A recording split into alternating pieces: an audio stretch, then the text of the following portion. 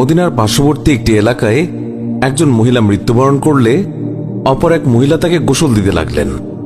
যে মহিলা গোসল দিচ্ছিল তার হাত যখন মৃত মহিলার উরুতে পৌঁছালো, তখন সে আশেপাশে বসা 2-4 জন মহিলাকে বলে উঠল, হে আমার বোনেরা, তোমরা কি জানো এই যে আজ মহিলা আজ মৃত্যুবরণ করেছে, তার তো অমুক পুরুষের সাথে অবৈধ সম্পর্ক ছিল। গোসল প্রদানকারী মহিলা যখনই এই কথা বলল, অমনি সাথে সাথে অলৌকিকভাবে তার হাত মৃত মহিলার উরুর সাথে আটকে গেল। পাশের মহিলারা ওই মহিলার হাত ছুটানোর জন্য অনেক টানাটানি করল, কিন্তু কিছুতেই ছুটাতে পারল না। বেশ জোরাজুরি করাতে হাতের সাথে উরুও চলে আসতে লাগলো। এইভাবে অনেক সময় অতিবাহিত হতে লাগলো। মৃত মহিলার আত্মীয় স্বজনেরা বলতে লাগলো, বিবি, এই যে দ্রুত গোসল শেষ করুন, সন্ধ্যা হয়ে আসছে, জানাজা শেষে আমাদেরকে দাফন করতে হবে। মহিলাটি বলল, আমি তো তোমাদের মৃত মহিলাকে ছাড়তে চাই, কিন্তু সে আমাকে ছাড়তে চায় না। এইভাবে রাত হয়ে গেল আর তার হাতও উরুর সাথে আটকেই রইল। ভোর হলো, কিন্তু ওইভাবেই রইল।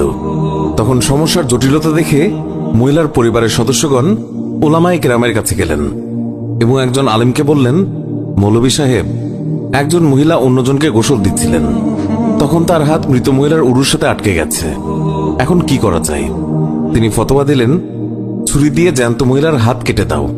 তখন গোসল প্রদানকারী মহিলার আত্মীয়রা বলল, আমরা আমাদের মহিলাকে ত্রুটিযুক্ত বানাতে চাই না, আমরা তার হাত কাটতে দেব না। সবাই অন্য মৌলভীর কাছে গেলেন, তাকে সবকিছু বললে তিনি বললেন, ছুরি দিয়ে মৃত মহিলার গোশত আলাদা করে দাও। তখন মৃত মহিলার আত্মীয়রা বলল, আমরা আমাদের মৃতকে খারাপ বানাতে চাই না। এইভাবে 3 দিন 3 রাত অতিবাহিত হয়ে গেল। প্রচন্ড গরম ছিল, সূর্যের তাপ ভয়াবহ রূপ ধারণ করল, ফলে দুর্গন্ধ ছড়াতে লাগল। আশেপাশের অনেক এলাকায় খবর ছড়িয়ে পড়ল। সবাই ভাবল, এখানে তো সমাধান হচ্ছে না, চলো মদিনায় যাই। সেখানে তখন ইমাম মালিক রহমাতুল্লাহ আলাই প্রধান কাজীর মর্যাদায় ছিলেন। লোকেরা মালিক রহমাতুল্লাহ আলাইয়ের দরবারে পৌঁছে বলল, হযরত, একজন মহিলা অপর একজন মৃত মহিলাকে গোসল দিচ্ছিলেন, তখন তার হাত মৃত মহিলার উরুর সাথে আটকে গেছে, ছাড়ানোই যাচ্ছে না। 3 দিন হয়ে গেছে, এখন কি ফতোয়া? ইমাম মালিক রহমাতুল্লাহ আলাই বললেন, আমাকে সেখানে নিয়ে চলো। সেখানে গেলেন এবং চাদর দিয়ে আড়াল দেয়া হলো। তারপর পর্দার ওপাশ থেকে দাঁড়িয়ে গোসল প্রদানকারী মহিলাকে তিনি বললেন, বিবি, যখন তোমার হাত আটকে যায় তখন তুমি কিছু বলনি তো?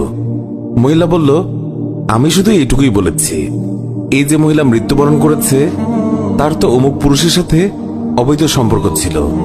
ইমাম মালিক রহমাতুল্লাহ আলাই বললেন, বিবি, তুমি যে এই অপবাদ দিয়েছ এর সপক্ষে নিজ চোখে দেখেছে এমন 4 জন সাক্ষী তোমার আছে কি? মহিলা বলল, না। তখন ইমাম মালিক বললেন, ওই মহিলা তোমার সামনে স্বীয় পাপের স্বীকারোক্তি দিয়েছে কি? মহিলা বলল, না। তখন বললেন, তবে তুমি কিসের ভিত্তিতে অপবাদ দিলে? মহিলা বলল, আমি তো এই জন্য বলে দিয়েছি যে মৃত মহিলা কলস উঠিয়ে অমুকের দরজার সামনে দিয়ে যাচ্ছিল। এই কথা শুনেই ইমাম মালিক রহমতুল্লাহ আলাই সেখানে দাঁড়িয়ে পুরো কোরআন শরীফের প্রতি দৃষ্টি দিলেন এবং বললেন, কোরআন শরীফের মধ্যে এসেছে, যারা সতী সাধ্যের প্রতি অপবাদ আরোপ করে অতঃপর সপক্ষে 4 জন পুরুষ সাক্ষী উপস্থিত করে না, তাদেরকে 80টি বেত্রাঘাত করো।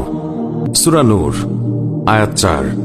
যেহেতু তুমি কোনো প্রমাণ ছাড়া একজন মৃত মহিলার উপর অপবাদ আরোপ করেছ, আমি প্রধান কাজী হিসেবে নির্দেশ দিচ্ছি, জল্লাদ, তাকে বেত্রাঘাত করতে শুরু করো। জল্লাদ তাকে প্রহার করতে শুরু করলো। তাকে বেত্রাঘাত করা হচ্ছিল। 70টি বেত্রাঘাত মারা হলেও হাত পূর্বের মতো আটকেই রইল। 75টি বেত্রাঘাতের পরেও পূর্বের মতোই রইল। 79টি বেত্রাঘাতের পরও হাত উরুর সাথে আটকেই রইল। অতঃপর যখন 80টি বেত্রাঘাত সম্পন্ন হল, অমনি হাত উরু থেকে এমনিতেই পৃথক হয়ে গেল।